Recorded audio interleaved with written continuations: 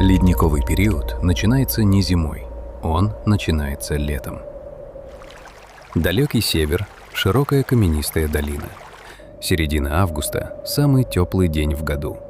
Солнце стоит низко над горизонтом, но светит круглые сутки, и по камням бегут ручьи.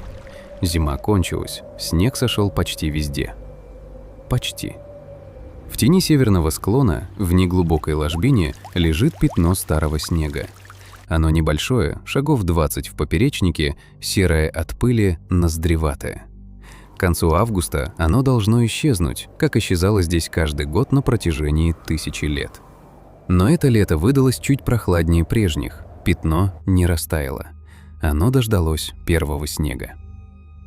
Само по себе это не значит ничего. Один сугроб, переживший одно лето. Но следующее лето тоже выходит прохладным, и следующее за ним.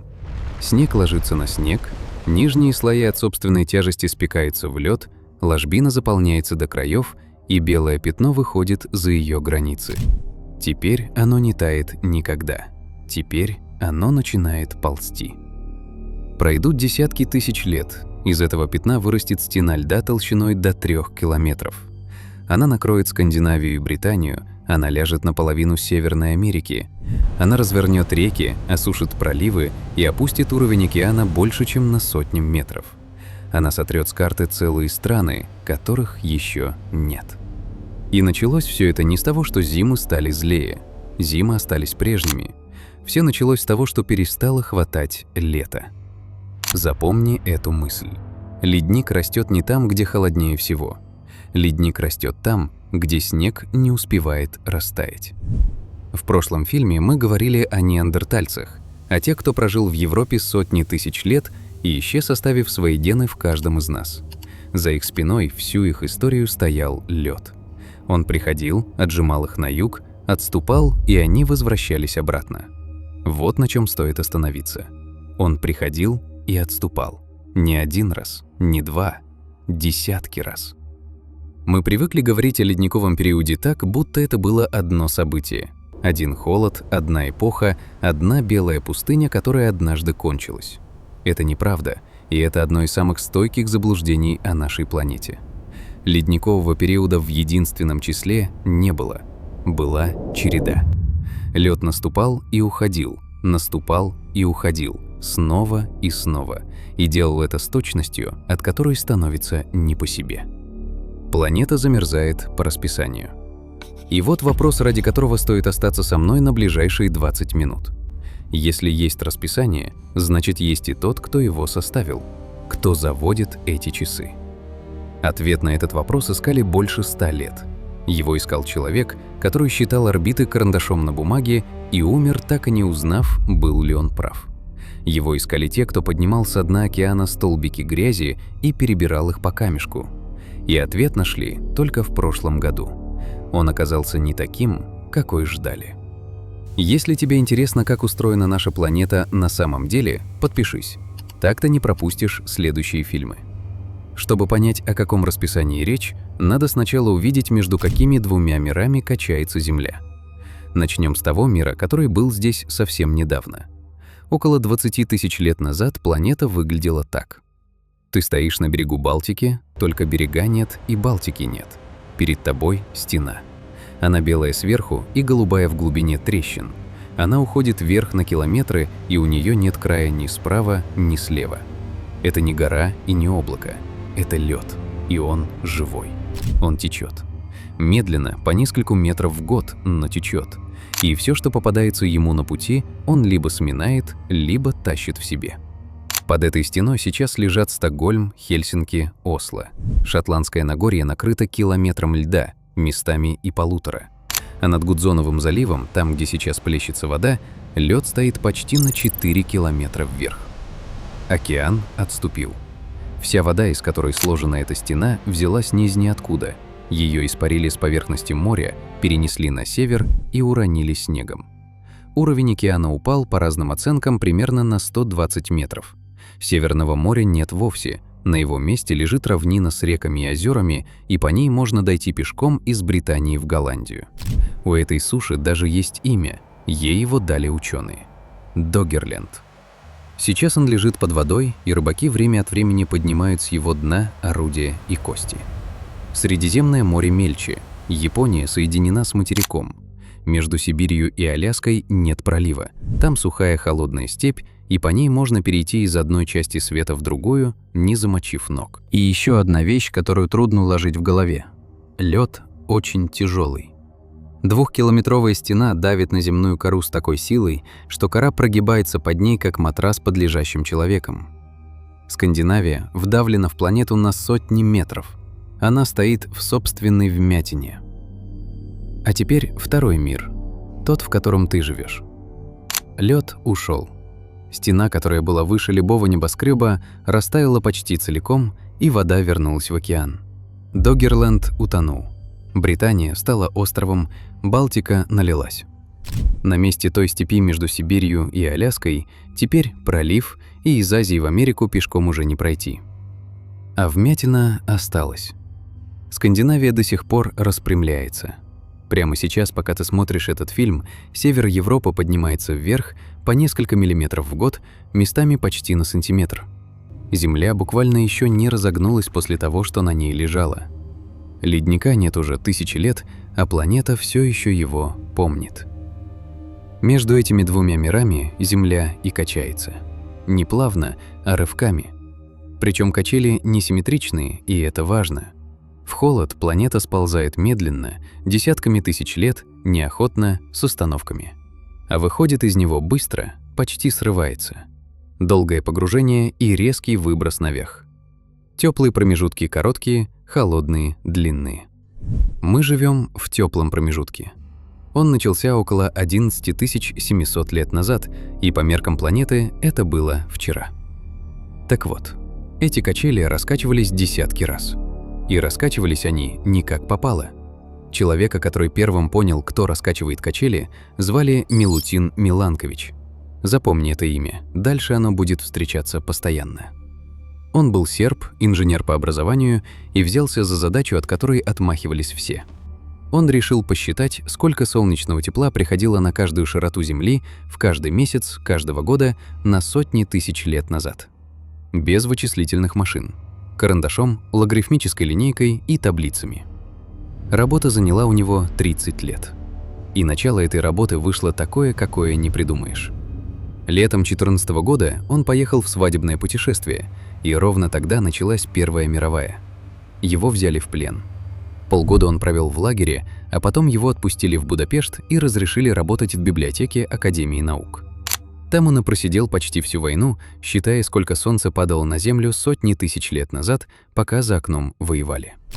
Человек считал ледниковые периоды, потому что больше ему было нечем заняться. То, что он посчитал, сводится к 3 голосам. 3 очень медленных изменения в том, как Земля ходит вокруг Солнца. Солнце при этом светит ровно так же, оно ни при чем. Меняется не источник тепла, меняется то, как это тепло раскладывается по планете и по временам года. Первый голос – наклон оси.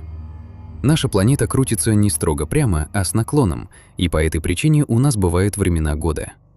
Летом твое полушарие подставлено Солнцу, зимой отвернуто. Так вот, наклон этот непостоянный. Он медленно качается вперед и назад, как маятник, и полный круг занимает около 41 тысячи лет. Когда планета наклонена сильнее, разница между летом и зимой резче. Когда ось выпрямляется, времена года сглаживаются, лето становится прохладнее, а зима мягче. Заметь, что здесь важно. Выпрямилась ось, и лето на севере остыло. А что делает прохладное лето, мы уже знаем. Второй голос – прецессия. Ось не только качается, она еще и описывает конус, как волчок, который начинает заваливаться перед тем, как упасть. Полный оборот занимает около 23 тысяч лет. От него зависит, в какой точке орбиты у северного полушария случается лето. Сейчас северное лето приходится на ту часть года, когда Земля дальше от Солнца. Но пройдет половина этого цикла, ось довернется, и все поменяется местами. Северное лето придется на самую близкую к Солнцу точку и станет заметно жарче, а зима холоднее. Пройдет еще половина цикла, и все вернется обратно. Этот переключатель работает без остановки миллионы лет, и он ни разу не сбился. Третий голос – эксцентриситет. Орбита Земли не круг, а слегка вытянутый овал. И степень этой вытянутости тоже непостоянна, она медленно дышит. Полный цикл занимает около 100 тысяч лет. Запомни это число, дальше вокруг него развернется вся история. Вот эти трое и раскачивают качели. Ни Солнце, ни вулканы, ни океан, ни что-либо еще. Форма орбиты и положение оси. Ничего больше. И Миланкович понял главное. Судьбу планеты решает не средняя температура за год. Ее решает одно единственное число. Сколько Солнца получает Север летом. Вдумайся, насколько это странно. Ни средняя по планете, ни зима, ни юг, только Север и только лето. У этого числа есть даже точный адрес. Летнее Солнце на 65-й параллели северной широты. Это широта Исландии и середины Скандинавии. Судьба ледников всей планеты читается по одной строчке в одном месте. Если летнего тепла хватает, чтобы растопить весь зимний снег, ледника не будет никогда, каким бы лютым ни был мороз в январе. Если не хватает, снег остается лежать, и через десятки тысяч лет над тобой 2 километра льда. И тут возникает законный вопрос. Почему север? Чем юг хуже? Ответ простой, и он лежит на глобусе. Ледник может расти только на суше. Вода не держит на себе снег, она его принимает и растворяет. А теперь посмотри, как устроена наша планета. В северных широтах, там, куда дотягивается лед, лежат огромные материки. Европа, Сибирь, Канада. В южных широтах, на тех же расстояниях от полюса, нет почти ничего, кроме открытого океана. Юг устроен так, что расти там некуда, и вся Антарктида давно занята льдом и на качели не отзывается. Поэтому вся игра идет на севере. Планету бросает из одного состояния в другое, потому что тает или не тает снег на нескольких северных материках. Судьба всей Земли решается на одном ее краю. Миланкович умер в 1958 году. Прямых доказательств своей правоты он не увидел. Их получили только в середине 70-х, когда научились читать эту историю по дну океана, почти 20 лет спустя. Он оказался прав. И вот тут начинается самое странное. Прежде чем идти дальше, надо ответить на честный вопрос. Откуда вообще известно, что лед приходил именно десятки раз, а не 5 и не 100? Никто этого не видел. Ледники, которые ползли по Европе миллион лет назад, стерли следы ледников, которые ползли до них. Ответ лежит на дне Атлантики, в нескольких сотнях километров от Исландии. И он гениален в своей простоте. Вспомни, что ледник тащит в себе камни. Он сдирает их с породы, вмерзает в них и волочет с собой. Дойдя до моря, ледник обламывается, и в океан уходит айсберг. Внутри айсберга тот самый щебень. Айсберг плывет, айсберг тает, и весь свой каменный груз он роняет на дно. Теперь смотри, что это значит. Дно океана вдали от берега – это очень тихое место. Туда десятками тысяч лет медленно оседает только мельчайшая муть. Крупному обломку породы там взяться неоткуда, ему нечем туда попасть. Кроме одного способа. Его должен привести айсберг. Значит, слой донной грязи, в котором вдруг много каменной крошки, это слой, когда айсбергов было много. А много айсбергов бывает тогда, когда ледники разваливаются. Дно океана оказалось бухгалтерской книгой. В ней записан каждый раз, когда лед ломался. Группа под руководством Стивена Баркера подняла со дна такой столбик грязи и стала перебирать его вручную. Не просеивать примерно, а разбирать. Они выбрали и посчитали больше 9000 обломков крупнее 0,15 мм. Это песчинка. Их считали по одной, слой за слоем, чтобы понять, сколько щебня приходило на дно в единицу времени. Сам Баркер описал свой метод так. Мы буквально их пересчитываем, мы вычисляем, сколько принесло за отрезок времени. Столбик этот покрывает 1 700 000 лет, то есть перед учеными легла запись всех развалов ледников почти за 2 миллиона лет, честная и вещественная. Ни модель, ни гипотеза, камешки. И когда эту запись положили рядом с расчетами Миланковича, они совпали. Всплески щебня приходятся ровно на те моменты, когда северное лето становилось жарким. Лед ломался тогда, когда так велела орбита. Старик с логарифмической линейкой был прав. Но вместе с подтверждением из той же записи вылезла проблема, которую невозможно было ни объяснить, ни спрятать. Проблема вот в чем. Если посмотреть на последний миллион лет, качели ходят с периодом примерно в 100 тысяч лет. Баркер говорит об этом отрезке так. За последний миллион лет было 7 или 8 ледниковых циклов. Ритм ровный, узнаваемый, его видно невооруженным глазом. 100 тысяч лет. Вспомни, чей это цикл. Это эксцентриситет, вытянутость орбиты. А теперь плохая новость. Из 3 голосов эксцентриситет самый тихий. Наклон оси и прецессия ощутимо меняют то, сколько тепла приходит на север летом, и именно они управляют снегом. Эксцентриситет меняет приход тепла настолько слабо, что сам по себе он не в состоянии ни нарастить ледник, ни разрушить его. Его вклад несопоставимо мал. Получается нелепость. Планета отбивает такт по самому тихому барабану из 3. Она пляшет под музыку, которую почти не слышно. 100 лет это не сходилось. Теорию проверяли, теорию латали, придумывали усилители и обратные связи, спорили. Задача даже получила собственное имя в науке – проблема 100 тысяч лет. Она стояла нерешенной дольше, чем живет большинство из тех, кто ее решал. А потом стало хуже. Когда прочитали не последний миллион лет, а всю запись целиком, обнаружилось, что раньше планета качалась в другом ритме. До какого-то момента ледниковые циклы шли с периодом около 41 тысячи лет. Это цикл наклона оси, тут все честно и понятно. А потом, где-то между 1 200 и 800 тысячами лет назад, ритм сменился. Циклы стали длиннее и глубже. 41 тысяча превратилась в 100 тысяч. Этот момент называют среднеплейстоценовым переходом. И вот что в нем страшного. Орбита при этом не менялась. Совсем. Ни один из 3 голосов не сбился, не замолчал и не сменил темп. Все 3 продолжали звучать ровно так же, как звучали до того и как звучат сейчас. Вход остался прежним, а ответ планеты стал другим. Что-то сломалось внутри самой Земли. Есть версии. Возможно, за миллионы лет постепенно падал углекислый газ в воздухе, и планета стала холоднее в целом.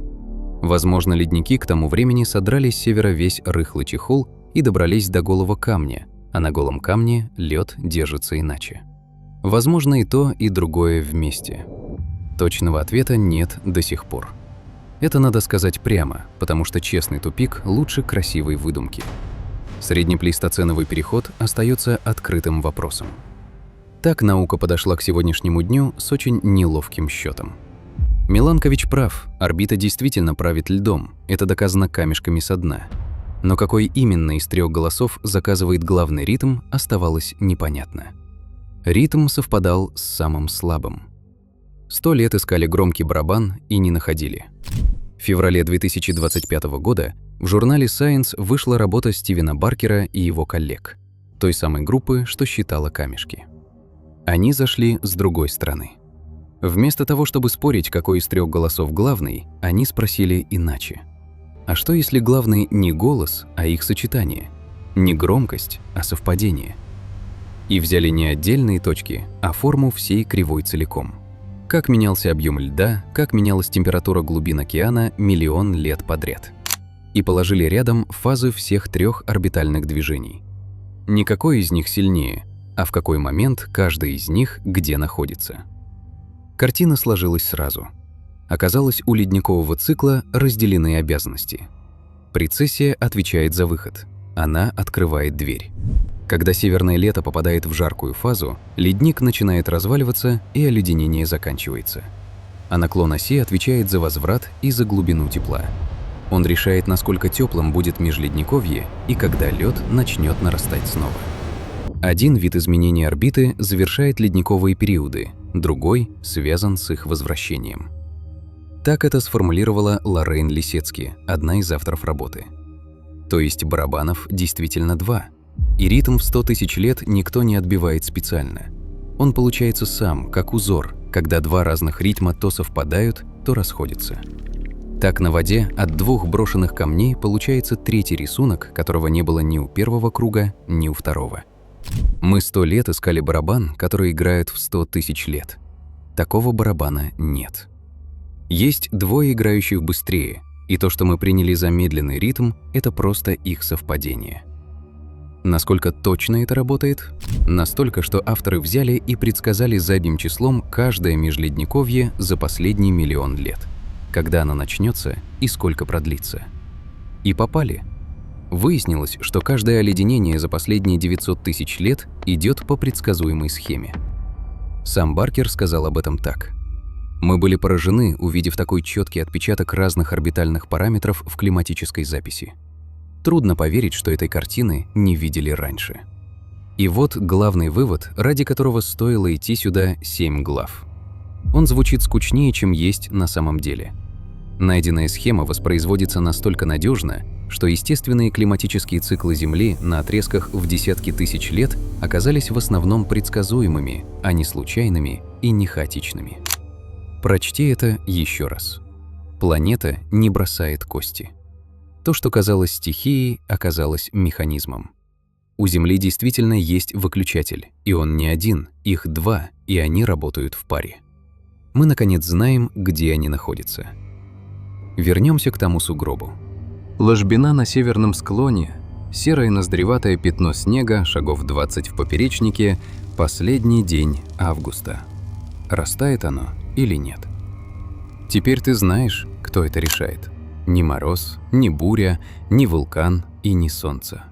Это решает угол, под которым наклонена ось планеты, и то, в какой точке вытянутой орбиты Земля оказывается летом. Решение принимается за миллионы километров отсюда, беззвучно, без единого события, которое можно было бы заметить. Сугроб просто лежит и ждет, пока за него все решат.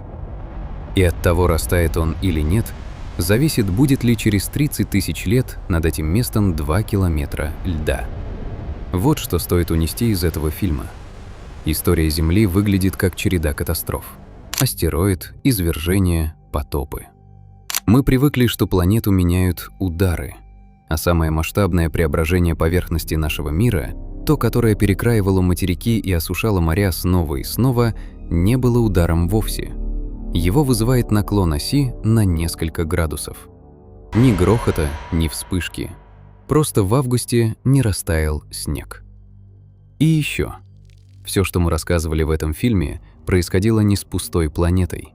Эти качели раскачивались, когда по Земле уже ходили люди. Наша линия прошла сквозь них целиком. Каждый раз, когда лед наступал, он отжимал живое на юг, разрывал знакомые земли на клочки и проверял всех, кто на них остался. Неандертальцы, о которых был прошлый фильм, прошли через много таких качелей и не прошли последние. Мы прошли. Мы живем в теплом промежутке, в коротком светлом окне между двумя взмахами. И почти все, что мы называем историей человечества, все города, все государства, все войны и все открытия, уместилось внутри одного такого окна. Целиком. Земля качается по расписанию уже миллионы лет. И только в этом окне, вот прямо сейчас, на ней завелся кто-то, кто сумел это расписание прочитать. Напиши в комментариях, что удивило больше. Что ледниковый период начинается с прохладного лета, а не с лютой зимы, или что Миланкович считал орбиты карандашом 30 лет и умер, так и не узнав, что был прав. А в следующем фильме мы уйдем из мира льда в его полную противоположность. В мир, где полярных шапок не было вовсе, и где животные вырастали до размеров невозможных сегодня. Уже на этой неделе. Это были «Забытые эпохи». Подпишись, чтобы не пропустить.